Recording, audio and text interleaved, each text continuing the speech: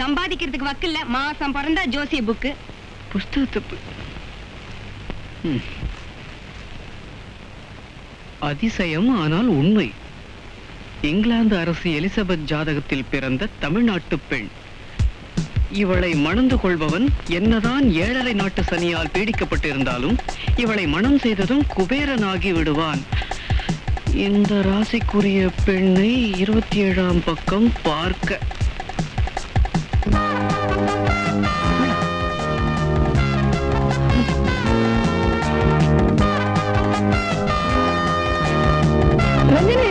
I love you.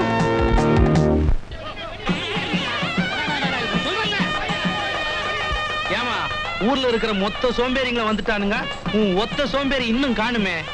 அப்பா, ஆழமா சிந்திக்கிற அறிவாளிங்க எப்போதுமே அமைதியா தான் இருப்பாங்க. நீங்க தான் கட்டம் போட்ட அந்த ஜாதகத்தை அவர் கையில கொடுத்தா சந்தேகப்படுவார்னு சொல்லிட்டு கோயில்ல போட்டீங்களே. இந்த கூமுட்ட பைய குனிஞ்சு எடுத்திருந்தான்னா இவ்வளவு கூட்டம் கூடி இருக்காது. குழப்பத்தை உண்டாக்கிட்டானே. ஐயோ,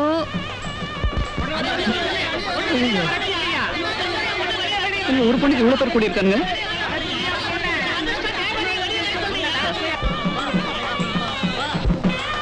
ஹலோ, கொஞ்சம் வழி விடுங்க, உள்ள இருக்காங்க, எனக்கு வேண்டியவங்க. இப்படி சொல்லி சொல்லிதான் 4-5 பேர் உள்ள போயிட்டான். மதுரைக்காரங்க கிறுக்கணுங்களா? திருச்சிக்காரன் இழிச்ச வாயனா? அப்ப திருநெல்வேலிக்காரன் ஏமாந்தவனா? யோ, கோயம்புத்தூர்காரன் காதல பூவா வச்சிருக்கான் சொல்லையா? ஆமா. என்ன லோமா? சேலத்துல இருந்து சும்மா கூட்டிட்டு வந்திருக்கேன், இல்ல சேலையை கிட்ட வந்திருக்கேன். போயா, மாவட்ட வாரியா வந்திருக்கானுங்களே.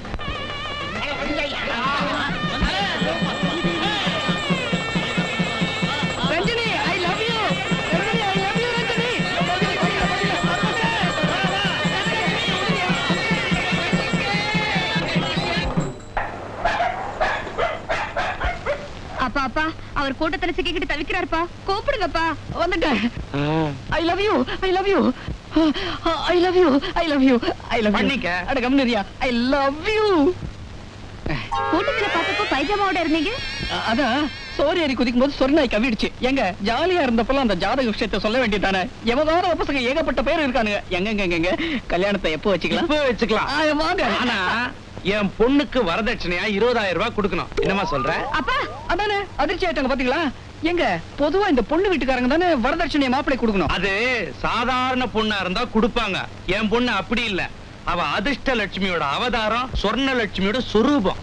அதனாலதான் என் சொந்த பைஜாமாவை சொரி நாய் கொடுத்துட்டு சும்மா வந்து நிக்கிறேன். எனக்கு பைஜாமா முக்கியம் இல்ல, பணம் தான் முக்கியம். அது மட்டும் இல்ல, பந்தக்கால்ல இருந்து பந்தி வரைக்கும், மணவரையில இருந்து மாங்கல்ய வரைக்கும் மணமகன் செலவு. அப்பா, என்னவா? கொஞ்சம் வாங்கல. எங்க ரயில் மாதிரியே ஒரு அப்பன் தள்ளிக்கிட்டே போகணும். என்னப்பா நீங்க அவர் 7,000 தெரிஞ்சும் கூட இப்படி இறக்கம் இல்லாம கேக்குறீங்களே. நீங்க கேட்ட 20,000 ரூபாய்க்கு அவர் எங்கப்பா போவாரு? அம்மா, கல்யாணம் பண்ணிக்கிட்டா அதிர்ஷ்டம் வரும்ன்ற நம்பிக்கையில அங்கே இங்கே கடனை உடனே வாங்கி பணத்தை என்கிட்ட கொடுத்துருவான். உன் கல்யாணம் ஆனதுக்கு அப்புறம் அப்படி ஒரு அதிர்ஷ்டம் உனக்கு இல்லைன்னு அவனுக்கு தெரிஞ்சிடும். பணம் கொடுத்தவன் எல்லாம் இவனை நெருக்குவான். நானும் அவனுக்கு உதவ மாட்டேன். ஒரு மனுஷனுக்கு சோதனை வரும்பொழுதுதான் சுறுசுறுப்பே வரும். பட்ட கடனை அடைக்கிறதுக்காக இந்த படுபாவி உழைச்சே ஆகணும். எப்படி நம்ம திட்டம்?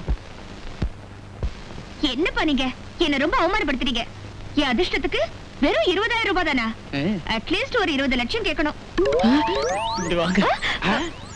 என்ன இது? ஏன் முன்னாலே என் பொண்ணு இழுத்துட்டு போறான். ஒருவேளை வெளியே வித்து காசாக்கி எடுத்துட்டு வந்துருவானோ? என்னங்க நீங்க உங்க அப்பனை உள்ள கூட்டிட்டு போனதும் தகப்பன சரி கட்ட போறீங்க. நான் உங்களுக்கு தாலி கட்டலாம்னு உற்சாகமா இருந்தேன். இப்படி உல்டாவா பேசுறீங்களே. இங்க பாருப்பா, இந்த வெட்டி பேச்செல்லாம் வேணாம். 20,000 ரூபாய் குடுக்கறதா இருந்தா உட்கார்ந்து பேசுவோம், இல்லன்னா ஒதுங்கிக்க. அங்க பாத்தியா, திருவாரூர் தேர் இழுக்கிற மாதிரி தெரு முழுக்க கூட்டம். அம்புட்ட என் பொண்ணு இன்டர்வியூக்காக தான். அப்பா, தட்டுவடை செட்டி தட்டோட காத்துட்டு இருக்காரு. கூப்பிட்டுமா? செட்டி, அவசரப்படாதீங்க. நான் என்ன முடியாது நான் சொன்னேன். அப்ப குடு. இன்னைக்கு அஷ்டமி ஆச்சே. நாளைக்கு நவமி. நாளைக்கு குடு. மார்கழி மாசம் பீட. அப்போ ஒன்று செய்வோமா? உட்காருங்க. வர்ற தை 1ஆம் தேதி. காலடு. இப்ப பேசு. வர்ற தை 1ஆம் தேதி கல்யாணத்தை வச்சுக்கலாம். 10 பேர் சாட்சியா பந்தல்ல உங்க எல்லா மேட்டரையும் நான் பைசல் பண்ணிடுறேன். அப்புறம் என்னப்பா?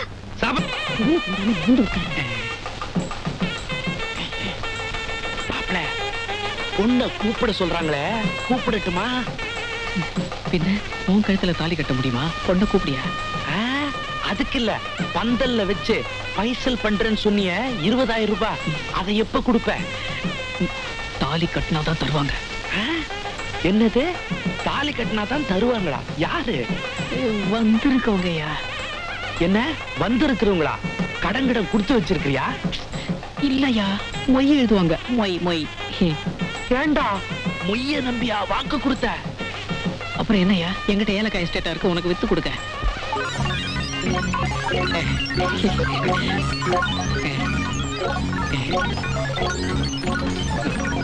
என்ன இப்படி பேசிட்டு போறார்? ஏன், ரொம்ப தேவையா? மந்திரத்தை சொல்லியா? அந்த கௌரவ பிரசாதம். என்னங்க இங்க நின்னுகிட்டு இருக்கீங்க? அங்க முகூர்த்தத்துக்கு நேரம் ஆகிட்டு இருக்கு, பொண்ணை கூப்பிடுங்க. ஒரே வெட்டா வெட்டிடுவேன். யார வெட்ட போறீங்க? உன்னைய. எதுக்கு?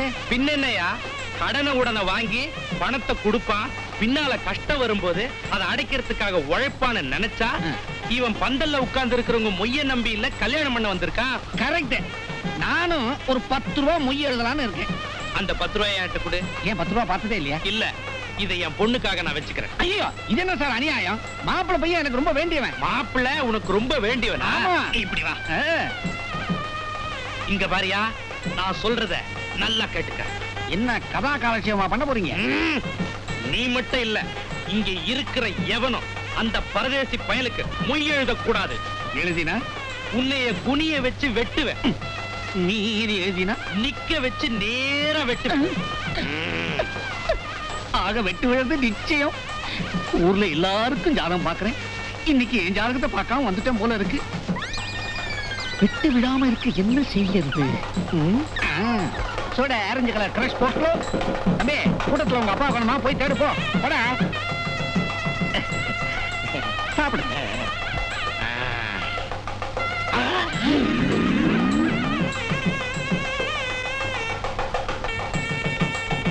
நல்லா ஒட்ட ஒட்ட நீங்க எல்லாம் மாப்பிளைக்கு வேண்டப்பட்டவங்களா? ரொம்ப நெருக்கமானவங்க. அப்ப எல்லாரும் மொய் எழுதுவீங்க இல்லையா பின்ன? 200 மைலுக்கு அந்த பக்கத்துல இருந்து வந்திருக்கோம். வெறுங்கைய வீசிக்கிட்டா வந்திருக்க போறோம்.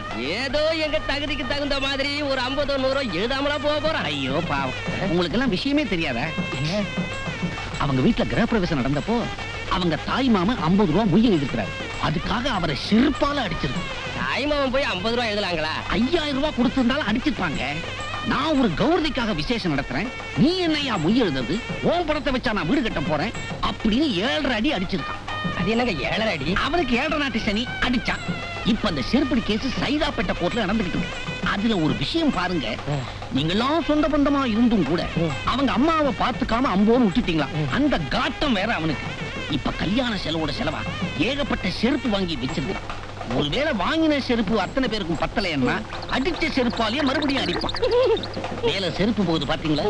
இங்க பாருங்க, தாலி கட்டின கையோட தப்பிச்சோம் பொழைச்சோன்னு மரியாதையா வீட்டுக்கு ஓடுங்க. சாப்பாடு அட கைய வீட்டுல போய் நினைச்சுக்கிறது, எந்திரிச்சு ஓடுங்கய்யா. எங்களுக்கு எல்லாம் விதியாங்க செருப்படி வாங்கணும்னு. ஓடுங்க. செருப்பா அடிப்பானே. மாப்பிள்ளை செருப்பால அடிப்பானாயா? மாப்பிள்ளை செருப்பால அடிப்பான்னு சொல்றாயா? மாப்பிள்ளை வெயில செருப்பா அடிப்பானா? ஐயரே, சீக்கிரம் மந்திரம் சொல்லுங்க. மொய் எழுதுறவங்க போயிடுவாங்க போல இருக்கேன். சீக்கிரம் சீக்கிரம் தாலி கொடுங்க, தாலி கொடுங்க. தாலி தாலி தாலி தாலி. கட்டி மேல கட்டி மேல. நம்ம மிச்ச தண்ணியை கட்டு. Hello, mike testing 1 2 3 4. மணமகனுக்கு அன்பளிப்பு எழுதுறவங்க மேடைக்கு வந்து 25 ரூபாய்க்கு குறையாமல் எழுதும்படி கேட்டுக்கொள்கிறேன். வருக வருக வருக, வாரி தருக, வாங்க. எங்க வாரி தர்றது? அம்பிட்டு போயில போயிட்டாருல்ல. இந்த போக்கடா வேலையெல்லாம் என்கிட்ட வச்சுக்காத. மொய் எழுதுனா பணத்தை கொடுத்துறேன்னு ஒரு பொய்ய சொல்லி என் பொண்ணு கழுத்துல தாலி கட்டிட்டேன். இல்லைங்க, எழுதுவாங்க, நம்ம தான் சொன்னாங்க. ஆமா ஆமா, எங்க அம்மாவை காணோம். உன் பவுஷுக்கு எவன்டா எழுதுவான்? அப்பா நீங்க இப்படி திட்டீங்க, நாங்க 2 பேரும் தனி கொடுத்துட்டு போயிடுவோம். ஆமா, இந்த அழகுல தனி கொடுத்துட்டு வேற போறேன். வேணாம், ஒன்னா இருந்துட்டு போங்க. அதானே. மாப்பிளைக்கு 2 ரூபா, மாப்பிளைக்கு 2 ரூபா போய் சொல்லிடுறேன். கண்ணுங்களா இறங்குங்க, இறங்கு சீக்கிரம் வா. சைக்கிள் ரிக்ஷாவிலேயே கண்மணி பூங்காவா? கம்பெனியா மாப்பிள்ளை பிள்ளைக்கு 2 ரூபா மொய் வந்துருக்கிறேன் நானு. அதான் 200 காசு. எல்லாரும் குடும்பத்தோட வாங்கன்னா இவன் ஒரு பள்ளிக்கூடத்தோடய வந்திருக்கான். இந்தாயா 2 ரூபா, மாப்பிளைக்கு மொய் எழுதிக்கோ. வேண்டாங்க, இந்த 2 ரூபா வச்சுக்கோ.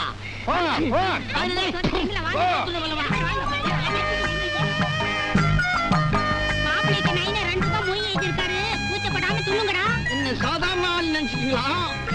மாப்பிளைக்கு மொய் 2 ரூபா எழுதிக்கிறேன். 2 ரூபா மாப்பிளைக்கு 2 ரூபா. நிறுத்தியா? அல்ப 2 ரூபாய் கொடுத்துட்டு அடிக்கடி சொல்லிட்டு இருக்கியே. யார பார்த்து அல்ப அல்ப உனக்கு சாதாரணமா தெரியல அந்த 2 ரூபாய் கஷ்டப்பட்டு சம்பாதிச்சது எனக்கு இல்லையா தெரியும் நக்காதரா அப்படியே போட்டு முழுங்கு.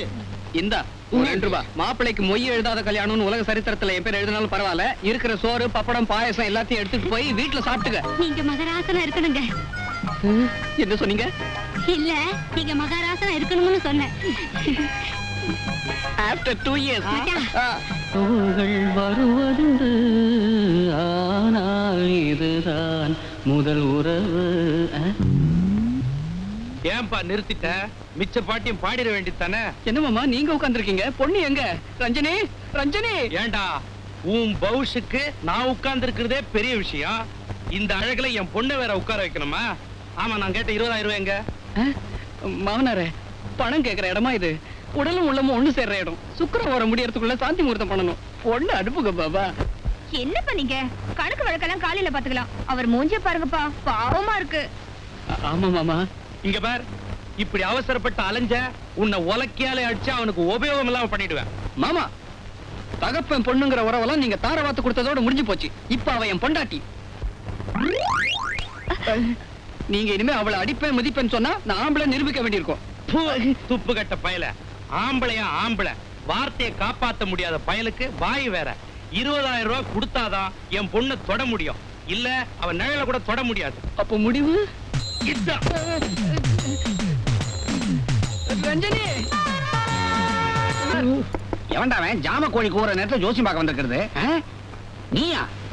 என்னப்பா நட்ட நடு ராத்துல வந்து நிக்கிற? சார், நான் உங்களுக்கு என்ன சார் துரோகம் பண்ணேன்? எதுக்காக என் வாழ்க்கையில இப்படி எல்லாம் விளையாடுறீங்க? நான் உங்களை மானசீக தெய்வமா நினைச்சனே. நினைச்ச, இப்ப என்ன ஆச்சு? மோசம் போச்சு. உங்க வார்த்தையை நம்பி நான் அவ கழுத்துல தாலியை கட்டினேன். முடிவு? முதல் இரவுக்கு பொண்ணு அனுப்ப மாட்டேன்னு அவங்க அப்பா சொல்லிட்டானே. அவங்க அப்பம் பண்ற தப்புக்கு நான் என்னப்பா பண்ண முடியும்? அவளை கல்யாணம் பண்ணிக்கிறவன் இளவரசன் ஆயிடுவான்னு நீங்க சொன்னீங்கல்ல.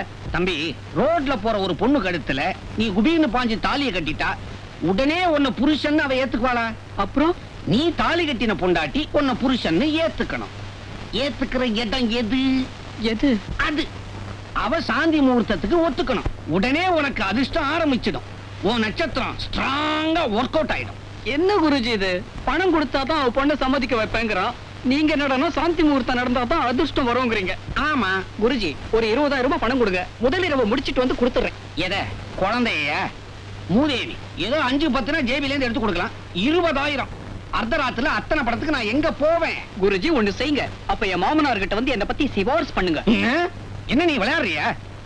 இந்த பையன் நல்லா வேலை செய்வான்னு ஒரு ஆபீசர் கிட்ட சிபாரிசு பண்ணலாம், மாமனார் கிட்ட பண்ண முடியுமா? அவர் உன்னை பத்தி என்ன நினைப்பாரு? இல்ல நேர்வகடு காதல கிடக்கன் சில்க் ஜிப்பா இந்த மூஞ்சி இதோட என்ன பத்தி என்ன நினைப்பாரு? நீங்க வருத்தப்படுறதுலயும் ஒரு நியாயம் இருக்கு. குருஜி, ஒண்ணு பண்ணுவோமா? பண்ணுவோம். மாவா, உன் சங்காத்தமே வானம். எதா இருந்தாலும் நீ தனியா பண்ற, என்ன கலக்காதே. உங்களை கலக்கல குருஜி. இந்த ரத்தமும் கலக்கிறதுக்கு ஒரு வழி கண்டுபிடிச்சிட்டேன். எப்படி எப்படி? மாறு வேஷத்துல போய் நான் அவளை ரேப் பண்ணட்டுமா? ரேப் பண்ணிக்க. தம்பி, நீ தொட போற பொண்ணு சாதாரண பொண்ணு இல்ல, என் பொண்டாட்டி. அதிர்ஷ்ட லட்சுமிங்க எல்லாம் ஒட்டுமொத்தமா சேர்ந்த உருவமடாது, அள்ளி அள்ளி கொடுக்கிற தெய்வம். அதனால நீ தொடறதுக்கு முன்னால ஒரு பிரார்த்தனை, ஒரு ஸ்லோகம் கும்பிட்டுக்க.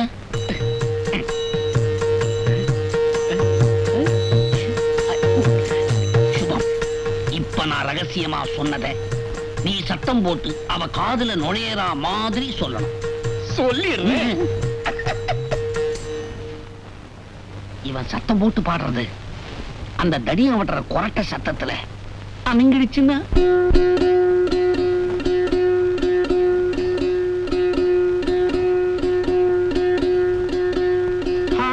சுவாமி, சொல்லாம கொள்ளாம திடீர்னு இந்த ஏழை வீட்டுல வந்து நிக்கிறீங்களே. பக்தா, ஆண்டவன் என் கனவில் தோன்றி அல்லலுறும் ஒரு மனிதனுக்கும் அவதியுறும் ஒரு பெண்ணுக்கும் ஆக்ஞை புரிந்து வா என்றார். ஆக்ஞை ஆக்ஞை ஆக்ஞை. சுவாமி முன்னொரு காலத்துல கோர்ட்ல டவாலியா இருந்திருப்பாரோ? சுவாமி, அந்த அல்லலுறும் ஆண்மகன் நான் தான் சுவாமி. ஆசீர்வதியுங்கள். நலமே சூழ்க சூழ்க. பக்தனே, அல்லலுறும் மனிதன் நீ என்றால் அந்த அவதியுறும் பெண்மணி எங்கே இருக்கிறாள்? வாங்க. பொண்ணு மேலதான் இருக்கிறா. பொறுப்பில்லாத ஒரு பயலுக்கு கழுத்தை நீட்டிட்டு புலம்பிட்டு இருக்கிறா. நீங்க தான் கூப்பிட்டு புத்தி சொல்லி ஆசீர்வாதம் செய்யணும். செய்வோம் செய்வோம். அதற்காகத்தானே யாம் வந்திருக்கிறோம். பக்தனே, யாம் அருள் பாலித்து விட்டு வரும் வரை நீ இந்த படிக்கட்டிலேயே அமர்ந்திருக்க வேண்டாம். சாமி, இந்த தள்ளாத வயசுல நீங்க எதுக்கு சாமி படிக்கட்டேறி போகணும்? நானே என் பொண்ணை கூப்பிடுறேன். மகளே ரஞ்சனி, இங்க வாமா. சாமி வந்திருக்கிறார் பாருமா. நான் அவரை தவிர வேற யாரையும் பாக்குறதுக்கு விரும்பல. ஐயோ பெண்ணே, சுவாமி நீங்களா? வாங்க சுவாமி, வாங்க மேல வாங்க. நீர் இங்கேயே இரும். தங்கள் சித்தம் என் பாக்கியம். அடாடாடாடா, சாமியோட பாதம் பட்டதும் என் பொண்ணோட மனசு மாறிட்டத பாத்தியாடா? முதலாளி, நான் சொல்றேன்னு தப்பா நினைச்சுக்க கூடாது. ஏஹே. இந்த சாமிக்கு நம்ம பாப்பாவுக்கும் ஏற்கனவே தொடர்பு இருக்குமோ? ஏய், நீ எதை வேணாலும் சொல்லு. என் பொண்ணோட கற்புக்கு கலங்க வராம ஏதாவது சொன்ன நாராசும் நாராசும்.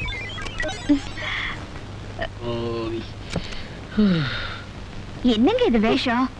அடே, எங்க அப்பா முருகனோட கருணைய பாத்தியாடா? என் மன கஷ்டத்தை புரிஞ்சுக்கிட்டு ஆசீர்வாதம் பண்ண அடிவாரத்துல இருந்தே ஆள் அனுப்பி வச்சிருக்கிறார்.